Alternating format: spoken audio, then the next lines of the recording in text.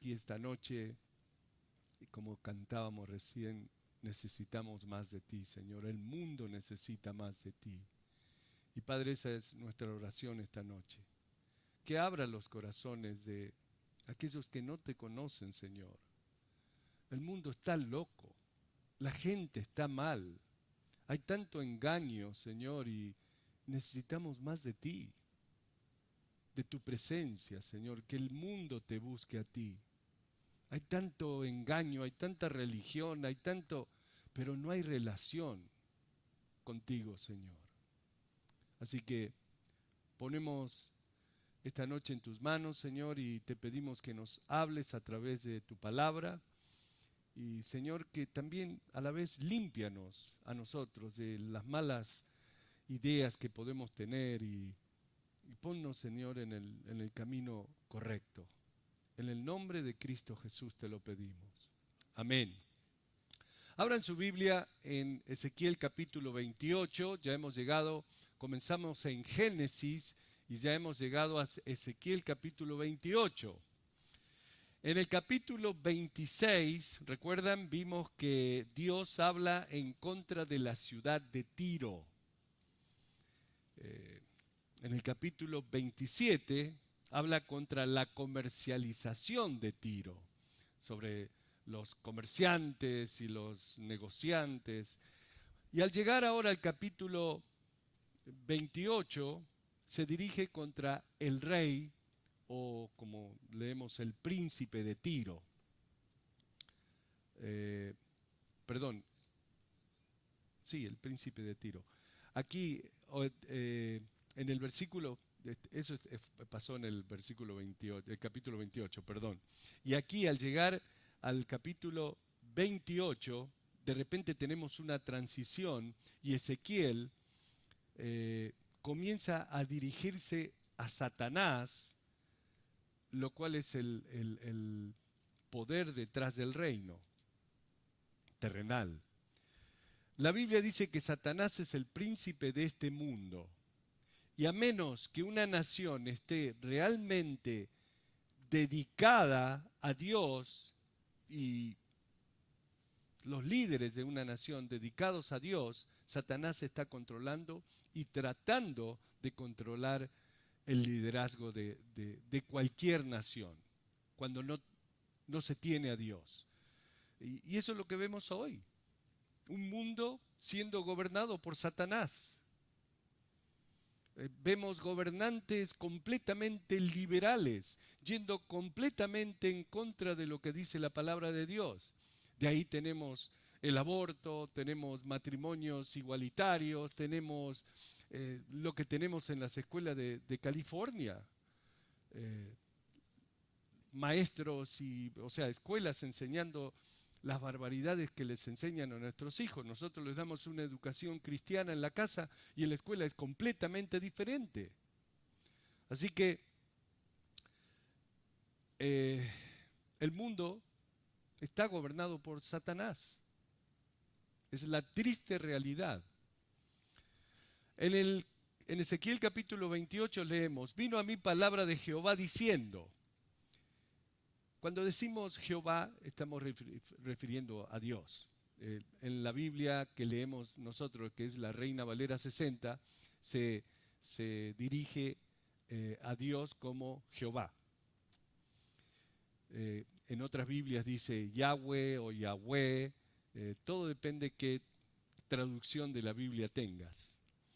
Entonces, hijo de hombre, vino a mí palabra de Jehová diciendo: hijo de hombre, di al príncipe de Tiro, así ha dicho Jehová el Señor, por cuanto se enalteció tu corazón y dijiste: yo soy un Dios en el trono de Dios, estoy sentado en medio de los mares, siendo tu hombre y no Dios, y has puesto tu corazón como corazón de Dios.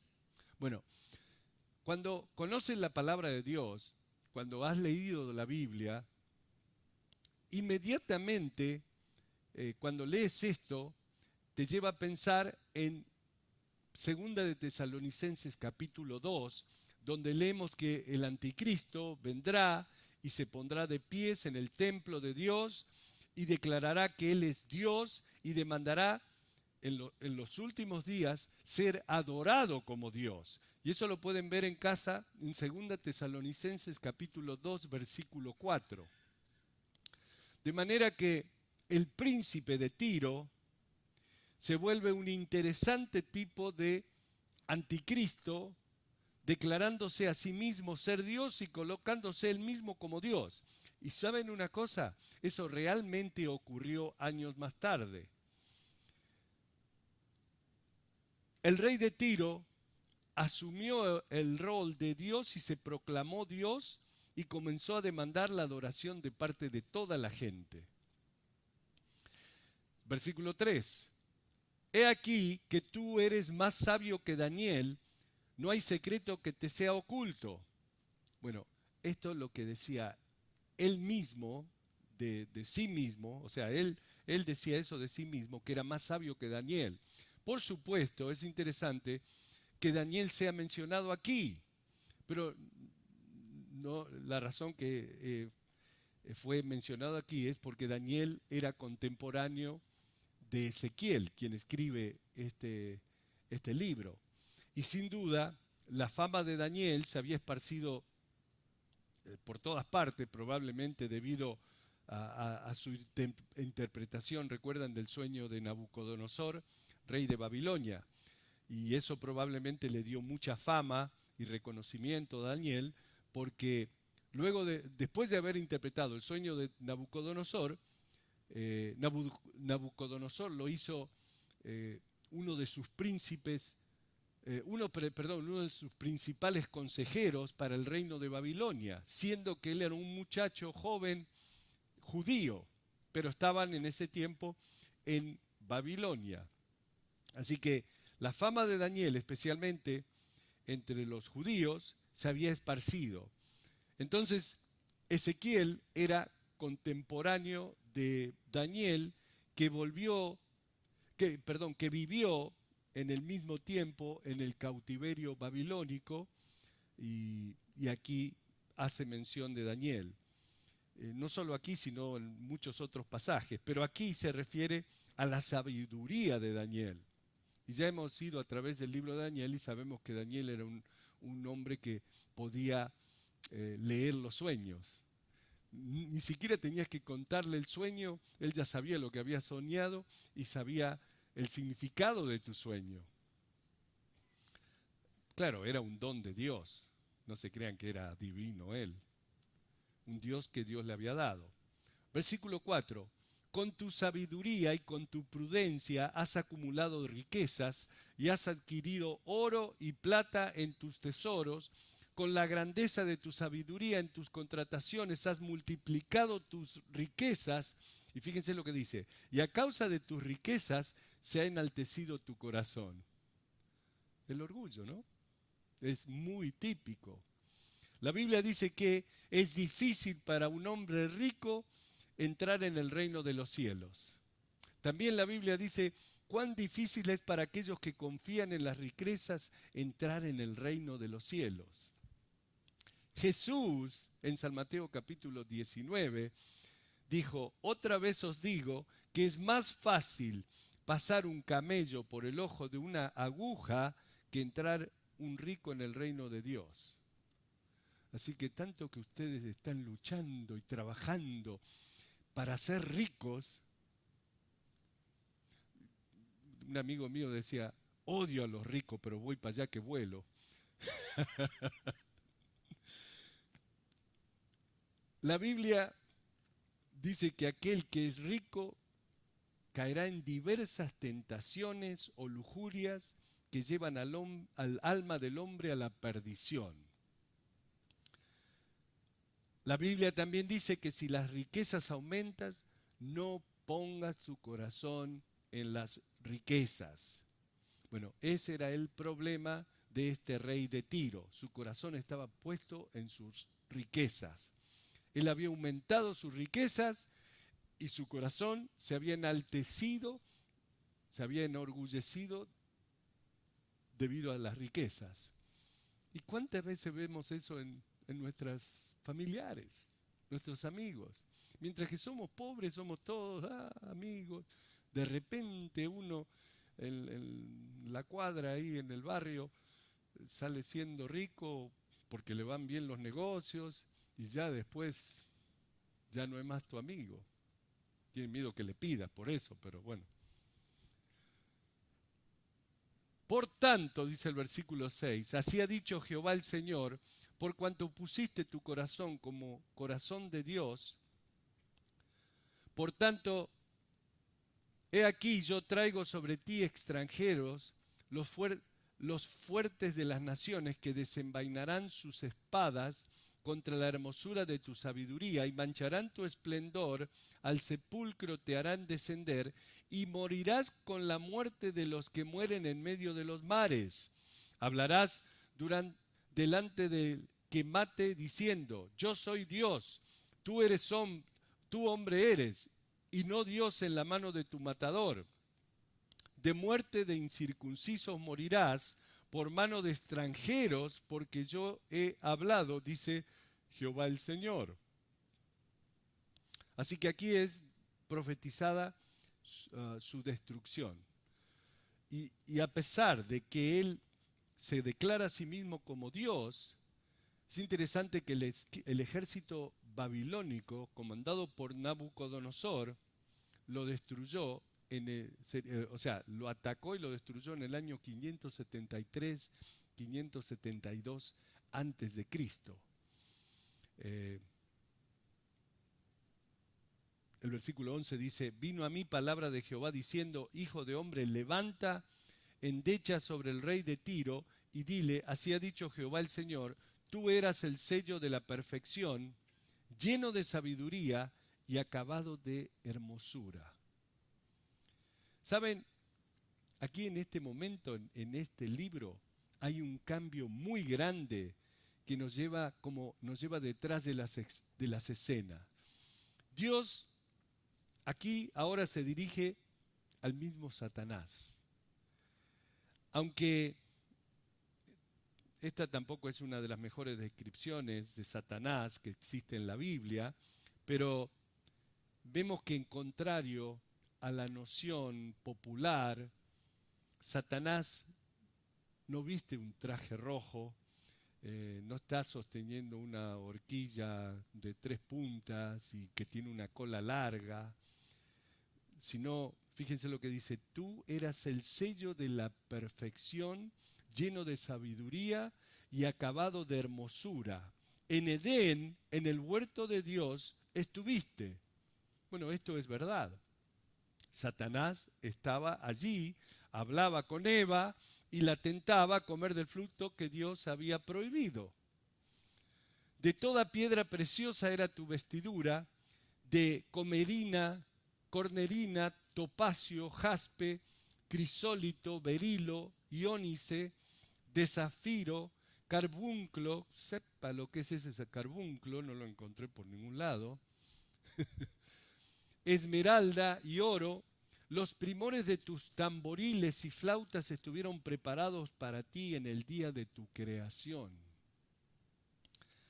Así que aquí hay una descripción de Satanás antes de la caída, cubierto de toda piedra preciosa y demás, pero notan que después de la caída también estaba en el Edén, en el jardín del Edén. Ahora, con esto que dice aquí de los tamboriles y todo eso, hay muchos que creen que Satanás es el autor de la música, debido a esto que dice aquí, los primores de tus tamboriles y flautas estuvieron preparados para ti en el día de tu creación. La verdad no les puedo decir que eso es cierto porque no lo sé, pero hay quienes creen que sí, que sí, Él es el creador de la alabanza y de la música.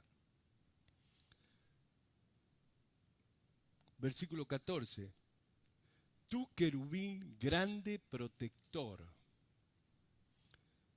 Satanás era un querubín ungido. Muchos se preguntan, bueno, ¿qué es un querubín? Bueno, un querubín es, por supuesto, un tipo de ángel con un rango superior. En el cielo los ángeles tienen diferentes rangos. En las Escrituras encontramos que hay 4 querubines que están alrededor del trono de Dios. Satanás, sin duda, habitaba cerca de Dios en el cielo. De hecho, pareciera que en un momento tuvo un estatus muy alto, tan alto, porque cuando leemos de la historia sobre que estaban disputándose el cuerpo de Moisés, Miguel estaba luchando con él, el otro arcángel Miguel estaba luchando con él, y teniendo respeto por la posición de Satanás, Miguel, en la Biblia no encontramos ninguna acusación en contra de Satanás de parte del arcángel Miguel cuando estaban disputando el cuerpo de Moisés, sino que Miguel le dijo: el Señor te reprende. Él ni se animó a decirle: yo te reprendo. De manera que Satanás tenía una posición muy alta en el reino celestial antes de la caída. Dice: tú, querubín protector, yo te puse en el santo monte de Dios, allí estuviste en medio de las piedras de fuego, te paseabas. En medio de las piedras de fuego te paseabas. Perfecto, escuchen cómo era Satanás antes de su caída. Perfecto eras en todos tus caminos, desde el día que fuiste creado hasta que se halló en ti maldad. Ahora, aquí hay algo que no sé si se habrán dado cuenta. Y esto es para aquellos que piensan de que Satanás es lo opuesto a Dios. No. Aquí hace lo que está, aquí está lo que hace que Satanás no sea lo contrario a Dios. Perfecto eras en todos tus caminos desde el día que fuiste, ¿qué? Creado. Satanás es un ser creado. Dios es autoexistente. Él siempre lo ha sido. Dios siempre existió. Dios no tiene un comienzo. Satanás fue creado. Así que está muy mal que en nuestras mentes terrenales pensemos que Satanás es como lo opuesto a Dios. De ninguna manera. Ahora, él se opone a Dios, pero en ninguna manera es lo opuesto de Dios. La gente, ¿saben? Y muchas veces nosotros también le atribuimos mucho más poder a Satanás de lo que él realmente es, de lo que él tiene. Pero nunca debemos considerar o pensar de Satanás en los términos opuestos de Dios. Dios permanece único en el universo. Satanás fue un ser creado, un querubín ungido. Es más, si él fuera el opuesto de alguien, sería el opuesto de Miguel o Gabriel, de estos ángeles que parecen tener mucha autoridad y poder en el cielo, quienes han permanecido fieles a Dios. Pero nunca, nunca pensar en Satanás como el opuesto a Dios. Eso es muy peligroso. Es más, nosotros en el nombre de Cristo Jesús tenemos nuestras defensas en contra de Satanás. Ahora, no me voy a poner a pelear yo directamente. Yo te ordeno. Y me da un cachetazo y me desaparezco. Ahora, en el nombre de Cristo Jesús, sí tenemos mucho poder. Amén. Él era perfecto, Satanás era perfecto hasta el día en que fue hallado en él iniquidad, dice, ¿no? Ahora, ¿cuál fue la iniquidad que fue hallada en él? En Satanás. Vayan conmigo a Isaías capítulo 14. Ahí describe cómo fue la razón de su caída. Isaías nos da un panorama más amplio sobre Satanás. ¿Estamos ahí? Isaías capítulo 14, versículo 12. Híjole, quiero hablar rápido, se me lengua la traba. Isaías capítulo 14, versículo 12. Dice, ¿cómo caíste del cielo, oh lucero, hijo de la mañana? Fíjense cómo lo llama Isaías a Satanás.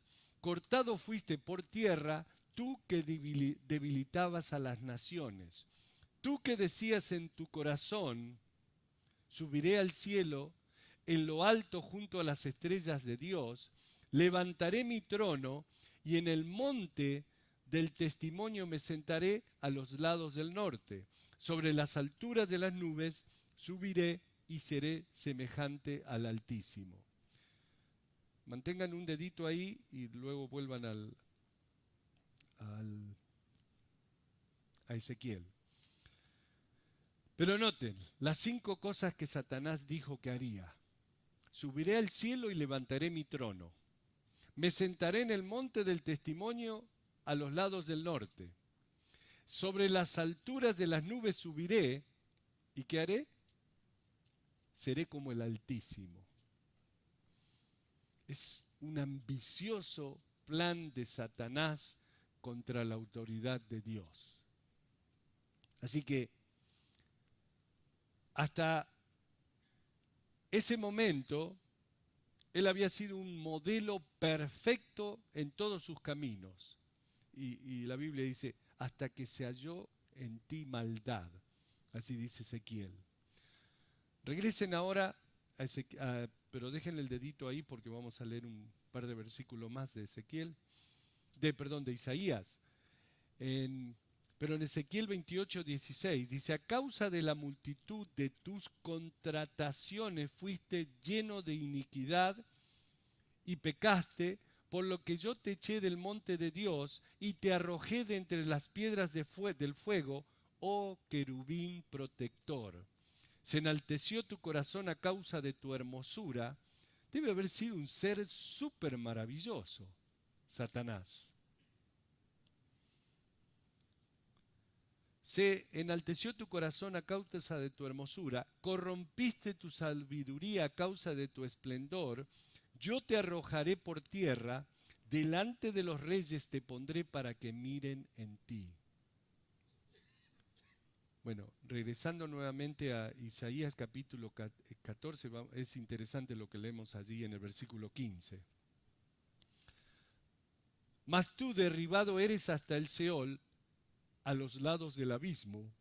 Se inclinarán hacia ti los que te vean, te contemplarán diciendo, ¿es este aquel varón que hacía temblar la tierra, que trastornaba los reinos, que puso al mundo como un desierto, que asoló sus ciudades, que a sus presos nunca abrió la cárcel? Bueno, eso es lo que el mundo va a estar diciendo cuando Dios juzgue por último a Satanás. Será una experiencia maravillosa cuando llegue ese día. La otra pregunta que muchos se hacen es, ¿cuándo creó Dios a Satanás?